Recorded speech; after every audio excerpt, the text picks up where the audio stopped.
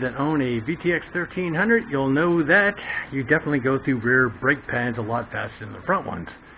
The one thing I wish this bike had, because of its weight, it was a dual disc front, but it doesn't. It has a single. So it's really easy to go ahead and tromp on that rear brake pad basically whenever you're riding. So anyway, you go through those pretty quick. So today we're going to go ahead and change them out, and we're going to be using this Craftsman motorcycle jack I've had for about 17-18 years. And you'll see, unfortunately, because of the size of this cruiser, when you go to put it in, it doesn't go all the way under.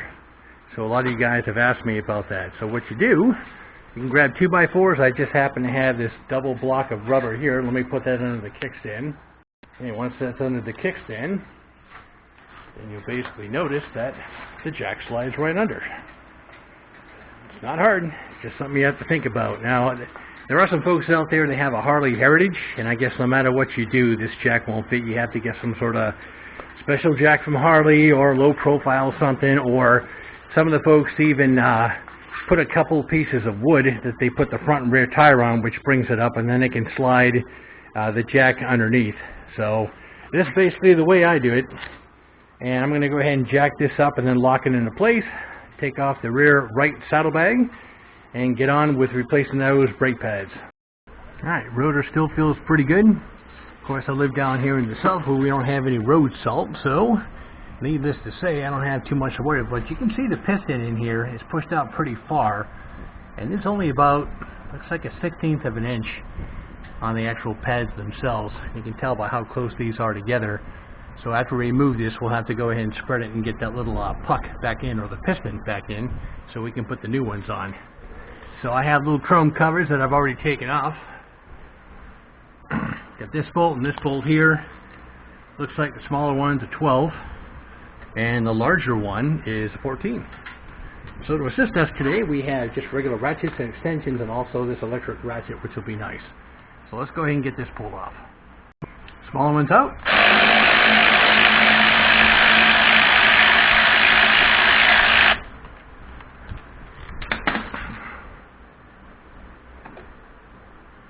There's a larger one there. So we'll give these a clean. That's the rear, that's the front. We'll clean them up. Then we'll go ahead and put a little anti-seize on the threads here and here. And that way when we put it back in, everything will be just nice, fine, and dandy. So now we can basically take this off. Looks like I'm going to need two hands for this. Okay, I just need to push the puck in a little bit. We'll go ahead and collapse that completely in just a moment here. But there is a little common drive here I need to take out, which is the pin for the actual brake pads themselves. So we'll go ahead and get those out. And again, we'll go ahead and lube this with a high temperature brake lube. And of course, around the threads in here, we'll go ahead and use the anti-seize. So let's go ahead and get these off. Alright, so I just pushed this bolt back in. That stabilizes this, so I can crank on this here. There is a little cover that's on there. That's this little guy right here. It takes a common. This can get kind of stuck. Of course, I'll put anti-seize on that also. Using a square shank on a common screwdriver, you can actually get a wrench around and give yourself a little extra torque. And then to take the center out, what are we looking at here? It takes a 5. That goes right in there. Make sure that whenever you use one of these, it's all the way in. If it's out just a little bit, you can actually strip that out, and then you're in a heap of trouble and you got to order a new piece. So let's go ahead and get that out. We'll slide the pin, and then that'll basically allow us to take the pads off. Alright, so that's all apart. Pull the boot off there, clean that all out, got some brake cleaner in there. And of course I need to go ahead and depress this piston. And I have a nice little dress up cover here I don't want to mar up. So we're going to use a piece of wood, we're going to use a C-clamp, and we're going to get that pressed down. Set up there. So we'll get the chrome, wood, bottom of the C-clamp. We have it in there. We're going to crank that down and just get that flush. That way, plenty of room when we put the new pads on.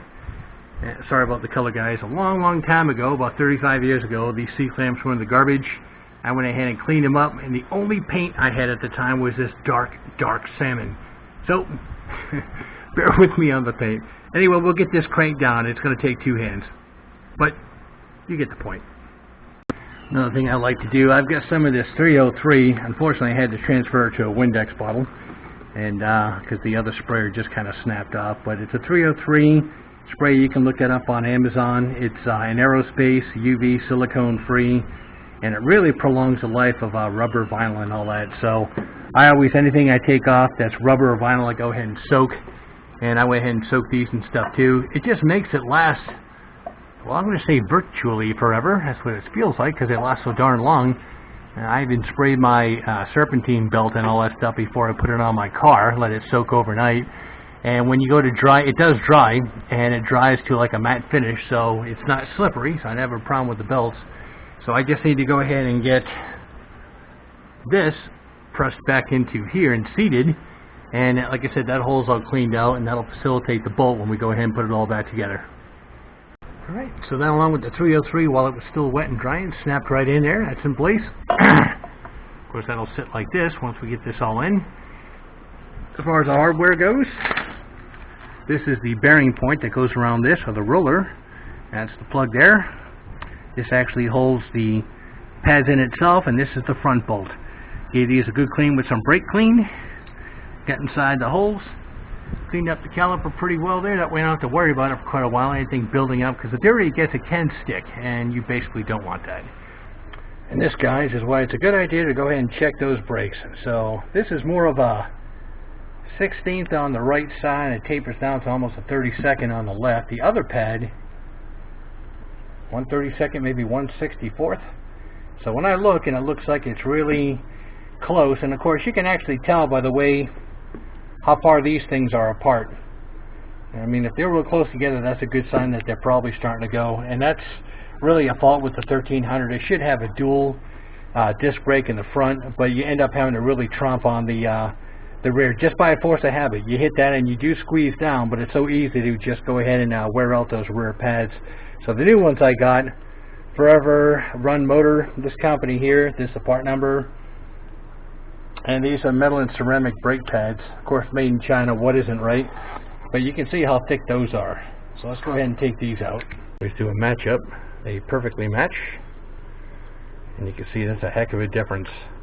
This old brake pad is about 1/5 the width or the thickness of the new brake pad. So that's the ones that we're going to put in.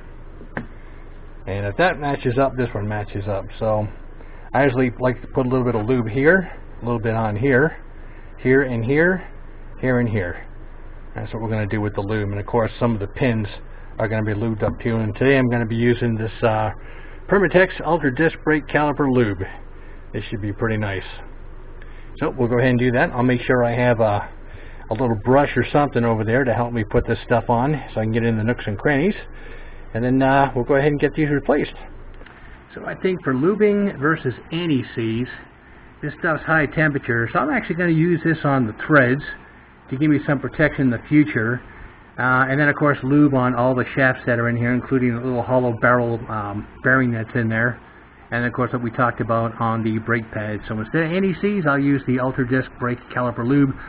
Boy, that's a mouthful, for pretty much the whole thing. Alright, so this barrel that we took out, I called it a bearing, a roller. When you go to put it back in, just make sure there's a lip on these rubber grommets that fit into a groove. And you can see how lubed up. This thing is going to move quite nicely. Won't have to worry about any brake pad drag on the rotor. So that's all in place there. Just take your time with it, that's all. It's kind of therapeutic doing this yourself. Plus you get to learn your bike a little bit better. So that's done. And like I said, all we need to do now is get the pads in and then start to get this lined up. Alright, so I just need to get some lube on the pads. Right now I've got the pin through, the shaft is lubed, the threads are lubed. I'll get that started. I'm not going to tighten it all the way down, but I'll just snug it up. Then I can swing these out and actually get the grease on. I usually do it after, that way I don't accidentally touch the pads themselves with the grease.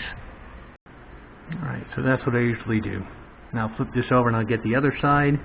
Again, just a real light coating. Some guys put them on dry, and then of course you get an occasional squeak and everything else, which is really annoying, but it's just so much easier. I'll match this up to here and probably wipe some of that away, but at least I have it in all the areas where it's going to be touching. It's just a little bit of this grease. Now the other side, it'll be crucial because of course the piston's going to be there, so we'll make sure that's lubed up also. So everything is nice and loose right now. Nothing's tightened up. But basically, you can see how wide these are. When you start to get close together, that's a telltale sign that your pads are wearing down. Just in case they get dark, or you bought dark pads and you can't actually see them, just look at how far these are apart when it's new versus later on. And then you can see right in there where it fits into a little groove. That's on both sides. And you can actually reach in there and make sure they're both planted, which they are. Now I can basically just go ahead and tighten it down and then give a nice little clean up here. And then the rear brake pads will be done. Then I'll go ahead and just step on the pedal a couple times. That'll seat these. And yeah, that's it. It should be pretty nice after this. Just go ahead and get these tightened down. I don't like to use an electric wrench when it comes to putting stuff on. I like to have a feel as to how tight they are. Because if it's cross-threaded, you can feel it. If you use an electric wrench, sometimes you can't feel it. You don't want any of that stuff. It is kind of hard to cross-thread these since they actually go into a small hole and it's kind of like a little axle that everything floats on. But still, I don't like to take the chance, especially with this little guy here. When I tighten that up, I want to make sure I don't strip that out. Okay, so I don't really use a torque setting. I still need to just do that hand wrench torque type thing. So when they feel tight, that's pretty much it. You're good to go. But you know you're on the right track, because even after you've cleaned everything up, there's some movement there and movement here. And that's what you want. You want that to be free. You don't want it to stick. If I push it in, it springs back. That's exactly what you're looking for. And that way everything is nice and free, and you won't have any binding on the brakes or premature wear on the disc or any of that stuff. So I'll go ahead and get this snugged back up, cleaned up. I'll get the little dress-up caps back on, and then I'll show you guys the final product, and then we'll go ahead and I could probably use a pull from here on the actual foot brake, and you'll be able to see these go ahead and set. Then one last check. Everything's that. These are snugged up. This one here is snugged up. I use that square shank screwdriver with a wrench and just gave a little bit of a good torque. Don't want that coming out. So for now, you can see it's pretty loose in there. I'm going to reach up with a pull here.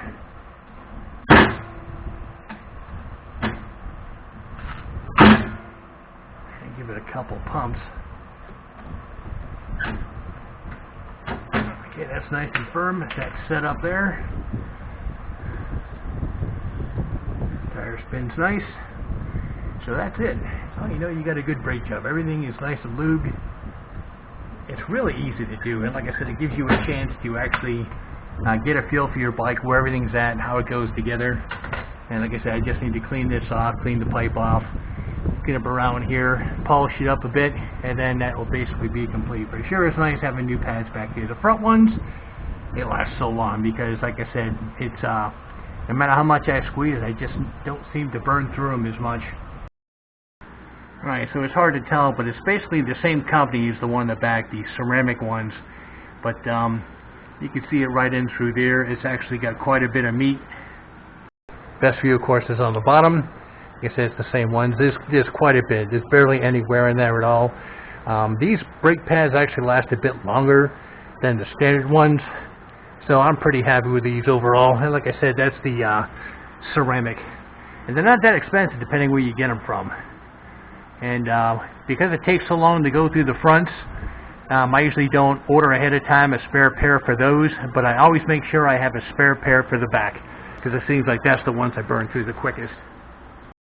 Okay, about an hour and a half because of filming. Otherwise, it takes you about 20 minutes at the very most to go ahead and do this, just to make sure everything's clean, lubed up. That way you don't have any problems with it.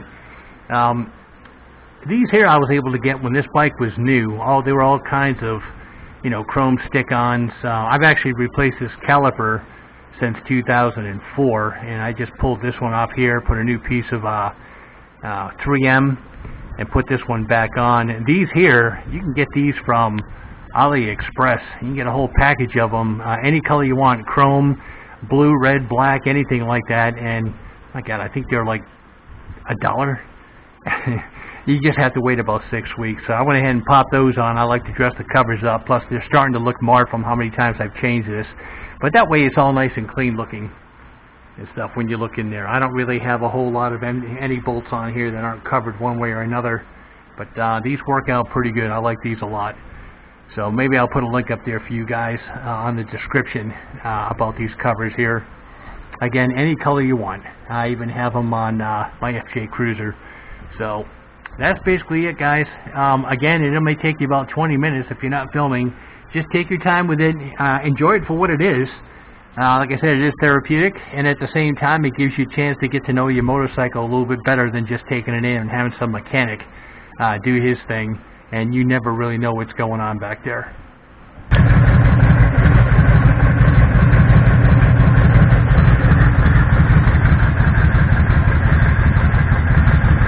And that was for the guys out there that say, hey, that bike's really clean, he must not ride it. Almost 31,000 miles on it. Unfortunately for a Honda, you're only looking at probably, I don't know, 500,000 to 750,000 miles that you can get out of one of their motors. Only joking, of course. These things will run forever. And that's the one thing I like about the VTX. They put a lot of thought into it. It's engineered well. And as long as you take care of it, make sure you keep your fluids up to date and your oil, along with any other lubrication and of course pads, the darn thing will last virtually forever. Take care of your bikes, guys, and it'll definitely take care of you.